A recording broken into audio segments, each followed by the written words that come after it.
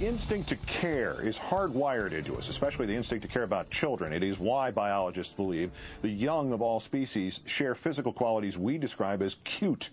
But instincts are not usually triggered by dry statistics. Statistics are never described as cute. So when politicians want to reduce how much government does for children, they show us statistics and not children.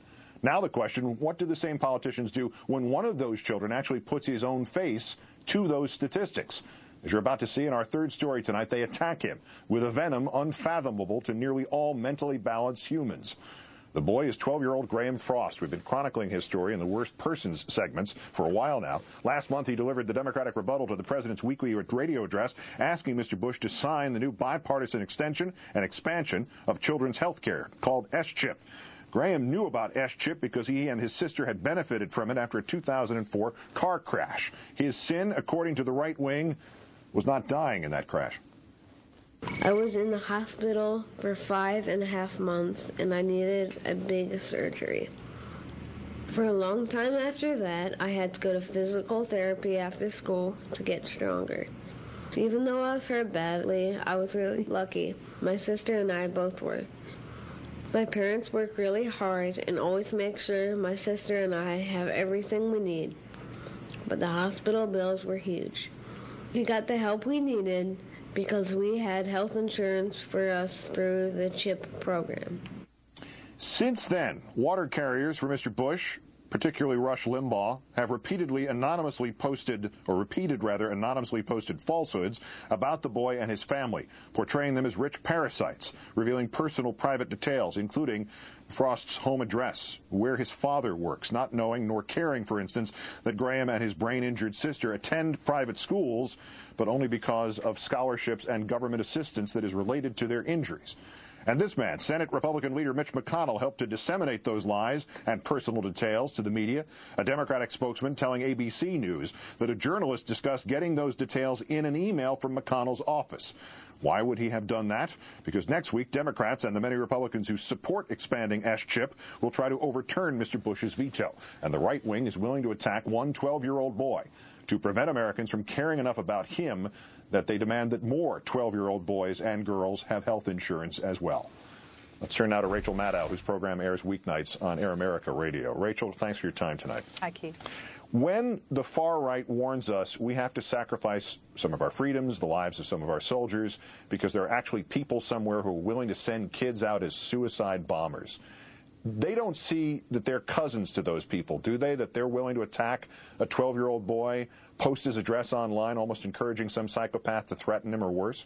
Yeah, 12-year-old Graham Frost, meet Cindy Sheehan, meet 9/11 widows, meet Staff Sergeant Brian McGough, meet Michael J. Fox, meet the kids who were targeted by Mark Foley, meet Jack Murtha. I mean, Graham Frost, as a 12-year-old, now joins an esteemed list of Americans who have been personally attacked, personally slimed, called liars and cowards and frauds, and threatened for daring to publicly espouse a view that the right disagrees with. I mean, just when you think you've found the person who they can't possibly slime, I don't know, say a 12-year-old kid just out of a coma, turns out, yeah, the bar does actually go that low. It's just astonishing.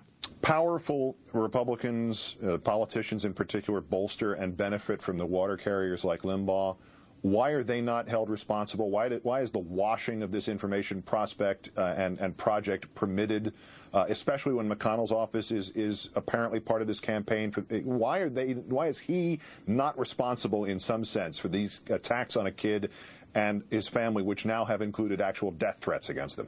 Yeah, refusing to comment, refusing to either confirm or deny involvement in this campaign at this point is now not enough, particularly when we have evidence that Senate staffers were circulating some of this trash. And particularly now that the Senate and the House are on record condemning criticism of a general who testified before Congress. I mean, what kind of a freak show ethical universe does this have to be, where it is a capital political offense to criticize a general who testifies to Congress, but wounded war veterans and literally disabled kids who need health insurance are fair game? It just beggars belief.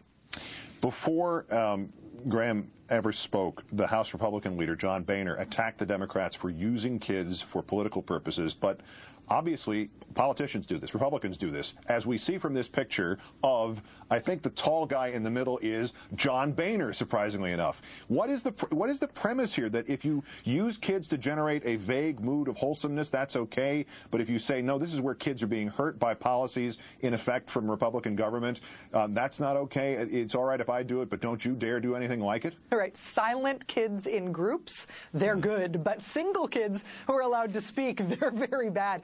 You know, it may be that they expect. Remember when Bush vetoed the stem cell research for the first time and he surrounded himself with snowflake babies? It may be that they fear that one of those snowflake babies is going to write a scathing tell-all, and they're trying to prime the pump to get us to slime that kid too when that happens or something.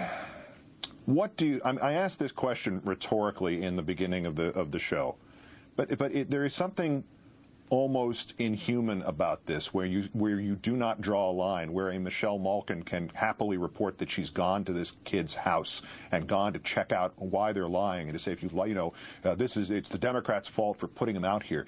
What happened to the humanity in these people, these creatures who look like human beings like the rest of us, but certainly don't act that way? Well, we've ended up in a political universe. We've ended up being pushed so far within our politics that it's copacetic. It is expected that the person, that the target on any political opinion that you disagree with will be directed at the person who is delivering it. And I mean, when they started wearing Band-Aids to mock John Kerry's Purple Hearts is maybe when we should have known that this had gone off the rails. Rachel Maddow of Air America, as always, great thanks for your time, Rachel. Thank you, Keith.